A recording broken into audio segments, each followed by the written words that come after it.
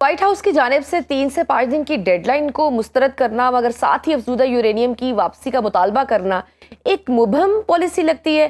क्या ट्रंप इंतजामिया ground reality से खौफजदा है या महज फेस सेविंग की एक कोशिश है? आपके नज़दीक दोनों फ्रीकैन के लिए क्या ऐसा मुआहिदा हो सकता है जो दोनों की को किसी न किसी तरीके से फेस सेविंग दे सके? जी, मैं एग्री करता हूँ आपके साथ। जो आपने आखिरी पॉइंट कहा है, ये जो यूरेनियम की बात है, क्योंकि ईरान देखें, Iran has always been very flexible regarding the nuclear programme या न्यूक्लियर JCPOA के दौर में भी ईरान ने बहुत फ्लेक्सिबिलिटी शो की। ओमान में मुज़ाकरात के अंदर भी ईरान ने बहुत फ्लेक्सिबिलिटी शो की।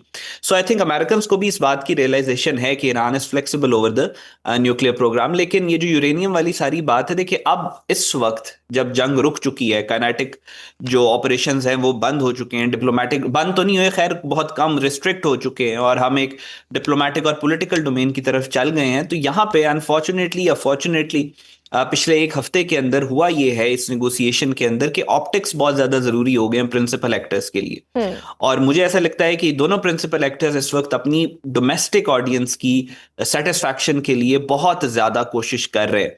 और उसकी वजह से आपको ये यूरेनियम वाली बात भी नजर आ रही है, और उसकी वजह से आपको ईरान की तरफ से जो रेटरिक है वो भी शार्प होता हुआ नजर आ रहा है। ईरान की रिलक्टेंस भी नजर आ रही है, क्योंकि उन्होंने अपनी पब्लिक को सेटिस्फाई करना है, डोमेस्टिक ऑडियंस को सेटिस्फाई करना है। सो ये सारे मामला जो हैं, आई थिंक अब फेस सेविंग की तरफ जा रहे हैं। लेकिन फेस सेविंग के ऊपर दोनों की अभी मैक्सिमलिस्टिक पोजिशंस हैं, तो यहाँ पे कोई मिड वे अप्रोच करना बहुत जरूरी है। बिल्कुल, क्योंकि एक तरफ तो ट्रंप की जानिब से ये दावा किया जा रहा है कि ईरान का दिफाई सनती ढांचा बड़ी हद तक तबाह कर दिया गया है, लेकिन दूसरी तरफ खुद अमेरिकी इंटेलिजेंस हलकों और मीडिया रिपोर्ट्स में ये बात सामने आ रही है कि ईरान के मिसाइल जखीरे का तकरीबन निसफ हिस्सा, बहरी कुव्वत का 60% और फिजाइया की काबिल जिक्र सलाहियत अभी भी महफूज और फाल है।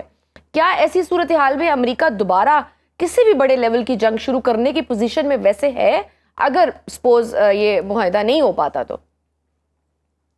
देखिए, हमारे यहाँ पे ज्यादातर एनालिसिस जो है वो मिलिट्री पावर के ऊपर किया जाता है कि किसकी मिलिट्री पावर क्या है, और उसकी बेस के ऊपर हम ये कंक्लूजन ड्रॉ करने की कोशिश करते हैं कि वो जंग दोबारा हो सकती है कि नहीं हो सकती।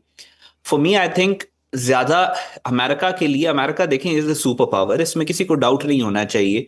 अमेरिका एक मिलिट्री माइट है दुनिया का। अमेरिका के जो मिलिट्री रिसोर्सेज है वो बहुत ज्यादा है। और दुनिया बेशक मल्टीपोलैरिटी की तरफ जा रही है, लेकिन अभी मल्टीपोलैरिटी आई नहीं है, दुनिया अभी भी यूनिपोलर है। तो आई थिंक कि जो मिलिटरली अगर हम ये बात करें कि अमेरिका को प्रेशराइज किया जा रहा है और वो सब कुछ, आई थिंक उससे ज्यादा जो प्रेशर अमेरिका के ऊपर है वो उनकी इंटरनल पॉलिटिकल जो इस वक्त सिचुएशन चल रही है उसका है। देखिए, अमेरिका की तारीख में 90 लाख लोग कभी भी सड़कों पे बाहर नहीं निकले किसी जंग के खिलाफ या किसी इशू के ऊपर। ये पहली दफा ऐसे हुआ है कि 90 लाख लोग वहां पे निकले हैं ईरान के खिलाफ जो जंग हो रही है उसके अगेंस्ट। बिल्कुल, और अमेरिका के उनके अंदर मिड टर्म इलेक्शंस अपने farmer director of the United states national counter terrorism जो केंट ने भी तो रिजाइन कर दिया था। जी, मैं वही आपसे अर्ज कह रहा हूं। सो जो वो पॉलिटिकल प्रेशर इनसाइड यूएस है वो मुश्किल कर देगा अमेरिका के लिए दोबारा जंग की हालत में जाना। दूसरी तरफ अगर आप ईरान की बात करें तो ईरान के जो ये सर्वेज आ रहे हैं कि इतने जखीरे उनके पड़े हुए हैं, और वो सारे ईरान को भी बहुत ज्यादा नुकसान हुआ है। उनकी लीडरशिप डीकैपिटेट हो गई, चौथी लेयर लीडरशिप की चली गई। ईरान के अंदर अमेरिका जिस तरीके से और इसराइल जिस तरीके से बॉम्बिंग किए, नुकसान ईरान को भी हुआ है।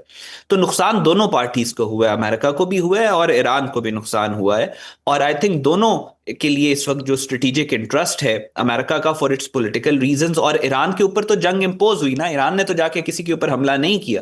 सो ईरान भी यही चाहता है कि पीस आए। सो आई थिंक दोनों पार्टीज के स्ट्रेटेजिक इंटरेस्ट इस बात में है। देखिए, जब आप जंग लड़ रहे होते हैं you are in the situation बहुत जगहों के ऊपर, because you are part of the game, तो आप सिचुएशन को अनइमोशनली या कोल्डली एनालाइज नहीं कर सकते। बाहर बैठे हुए लोगों को सिचुएशन थोड़ी और पर्सपेक्टिव से नजर आ रही होती। तो इस वक्त in a larger geopolitical equation America और ईरान दोनों के स्ट्रेटेजिक इंटरेस्ट में यह है कि ये जंग हॉल्ट हो और सस्टेनेबल पीस की तरफ चीजें जाए। बिल्कुल सही। अहमद, यहाँ पाकिस्तान की सफारती कोशिशों का तस्करा करना भी बहुत अहम है। सदर ट्रंप भी ये एतराफ़ कर चुके हैं कि उन्होंने वज़ीर-ए-आज़म शहबाज शरीफ और फील्ड मार्शल आसिम मुनीर की दरख्वास्त पर हमला रोका, और पाकिस्तान की तारीख का एक बड़ा सफारती मोड़ है। How do you evaluate this shift in US policy, जहाँ वो अब पाकिस्तान की सिविल मिलिट्री क़यादत के मशवरे को जंग और अमन का तराजू मान रहे हैं? जी देखिए, पाकिस्तान का जो एक आज हम 23 अप्रैल को हम बात कर रहे हैं, और हमारे मार्का हक और बुनियानुल मरसूस की जो पहली एनिवर्सरी है, वो जी। भी आने वाली है कल। इंडिया ने पहलगाम का फॉल्स फ्लैग ऑपरेशन, देखिए वो जो इवेंट हुआ था, जो फॉल्स फ्लैग ऑपरेशन के बाद इंडिया ने पाकिस्तान के ऊपर हमला किया, आमतौर पे दुनिया की तारीख में अगर आपने किसी लीडरशिप को देखना हो तो लोग वेट करते हैं कि वो लीडरशिप को जंग के दौर में देखें। हम्म। जंग के दौर में उस लीडरशिप का करेक्टर, उसका मॉरल, उसकी स्ट्रेंथ, उसकी करेज, उसकी क्लैरिटी दुनिया के सामने नजर आती है। और जो लीडरशिप अपने आप को जंग के मैदान में प्रूव कर देती है, फिर पूरी दुनिया उसकी इज्जत करती है। सो पाकिस्तान की ये जो लीडरशिप है, सिविल एंड मिलिट्री, इसको दुनिया ने देखा मार्का हक और बुनियानुल मरसूस के दरमियान। हम्म। और फिर उसके बाद पूरी दुनिया को एतराफ हुआ कि ये लोग किस कैलिबर के लोग हैं। हमारी मिलिट्री लीडरशिप स्पेशली, हमारी पॉलिटिकल लीडरशिप स्पेशली, किस तरीके की उन्होंने अपने कौम के, अपने मुल्क के इंटरेस्ट को प्रोटेक्ट करने के लिए किस तरीके से उन्होंने दुश्मन को जवाब दिया, और कितना लॉजिकली, कितना रिस्ट्रेंट के साथ, कितना पूरी दुनिया के मामलात को मद्देनजर रखते हुए एक लार्जर पीस विद इन और पीस विदाउट के जो प्रिंसिपल है उसके तहत उन्होंने भारत को जवाब। सो ये सारी चीजें जब दुनिया के सामने आती है तो उनको रियलाइज होता है कि हमारा कोई, पाकिस्तान का कोई स्टेक जो है उस तरह एज सच कोई अल्टीरियर मोटिव्स नहीं है इस पीस के अंदर। ये अनकंडीशनल पाकिस्तान पीस लेके आना चाह रहे हैं, क्योंकि हमें लगता है कि मिडल ईस्ट में पीस का बेनिफिट पाकिस्तान को होगा और पाकिस्तान के अंदर पीस का बेनिफिट मिडल ईस्ट को होगा, वाइस वर्सा। हम्म। सो जब इस तरीके की कोई लीडरशिप जो है और एफर्ट्स पाकिस्तान ने, जिस तरीके हजारों kilometre within last week Pakistan के प्राइम मिनिस्टर ने, फील्ड मार्शल ने और डिप्टी प्राइम मिनिस्टर ने ट्रेवल किए, सिर्फ इस वजह से कि प्रोएक्टिवली एंगेज करके इस कॉन्फ्लिक्ट को खत्म किया जा सके, और वो भी तब जब पाकिस्तान का अगेन कोई अल्टीरियर मोटिव है नहीं। तो हम्म। जाहिर है जब इस अनकंडीशनैलिटी के साथ, इस दलेरी के साथ, बहादुरी के साथ आप कॉन्फ्लिक्ट के अंदर जाएं ताकि वो खत्म हो, तो फिर आपकी पूरी दुनिया इज्जत करती है। चाहे वो अमेरिका हो, चाहे वो चाइना हो, चाहे वो दुनिया का कोई भी मुल्क हो, वो उस चीज की रिस्पेक्ट करता है। बिल्कुल सही। और अगर ये मुज़ाकरात पाकिस्तान की सालसी में कामयाब होते हैं तो क्या ये अमेरिकी डॉलर के जवाल और खित्ते में मकामी करेंसियों के फरोग का सबब बन सकता है? देखिए, again I think it will be too early to comment on it, लेकिन अमेरिका की जो डॉलर है या वो जो हम्म। सारे मामला हैं, ये डिपेंड करता है पीस किस तरह आ रहा है, कितनी कितनी देर के लिए आ रहा है, फ्रेमवर्क कैसा सामने आ रहा है। मिसाल के तौर पे कि अच्छा फ्रेमवर्क सामने आ जाता है पीस का, सस्टेनेबल पीस का, चीजें नॉर्मलाइज हो जाती हैं, तो फिर शायद स्टेटस को में इतनी तब्दीली ना आए।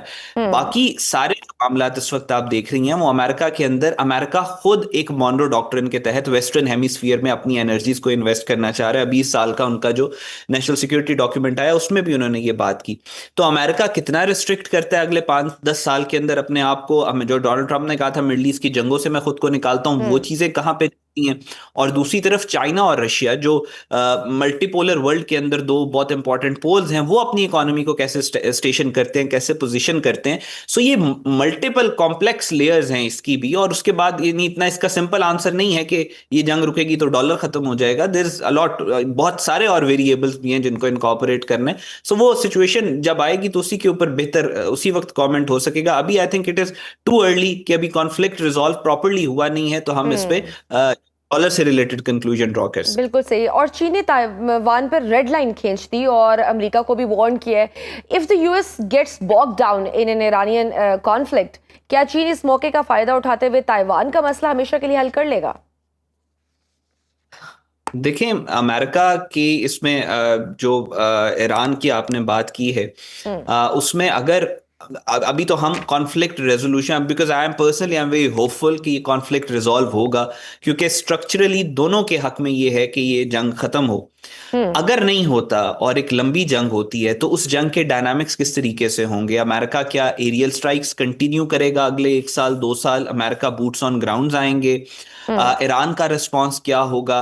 मल्टीपल एक्टर्स जो मिडल ईस्ट के अंदर इस वक्त जिनके स्टेक्स मौजूद हैं, जिसमें चाइना रशिया शामिल है, वो किस तरीके से एक्ट करेंगे? हम्म। जीसीसी कंट्रीज जो हैं वो किस तरीके से इस जंग के अंदर अपना किरदार अदा करेंगी? सो बहुत सारे क्वेश्चन मार्क्स हैं, और ये सारे क्वेश्चन मार्क्स पे डिसाइड करेंगे कि चाइना, जो कि एक बड़ी रिस्ट्रिक्टेड सी अपनी पॉलिसी लेके चल रहा है, जो जियो इकोनॉमी को बहुत ज्यादा तरजीह दे रहा है और वो जियो कॉन्फ्रंटेशनल पॉलिटिक्स के हक में इस वक्त नहीं है, तो उस वो अपनी पॉलिसी चेंज करके किस तरीके से ताइवान के अंदर लेके गए, ये सारी चीजें डिपेंड करती हैं कि मिडिल ईस्ट के अंदर, जो आपका सवाल भी है कि मिडिल ईस्ट के अंदर जो है अगर ये जंग कंटिन्यूड रहती है, तो जंग कंटिन्यूड रहती है किन प्रिंसिपल्स पे रहती है, किन डायनामिक्स पे रहती है, ये सारी चीजें करेंगे। ऑब्वियसली जब अमेरिका ने ईरान के ऊपर अटैक किया, उनका हम ग्राउंड इन्वेजन भी करेंगे, तो Russian politicians, Russian power corridor से आवाजें आना शुरू हो गई थी that we will turn Middle East into America's Ukraine. So बिल्कुल। अमेरिका को भी इस बात का पता है कि अमेरिका की एक लंबी जंग मिडिल ईस्ट के अंदर वो अमेरिकन बेनिफिट में नहीं है, और मुझे नहीं लगता कि वो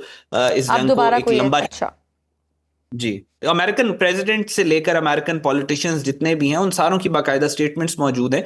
वो जो ये जंग लड़ भी रहे हैं वो भी नहीं चाहते कि ये जंग लंबी चले, उनको पता है इस बात का कि उनके बेनिफिट में नहीं है कि ये जंग लंबी चले।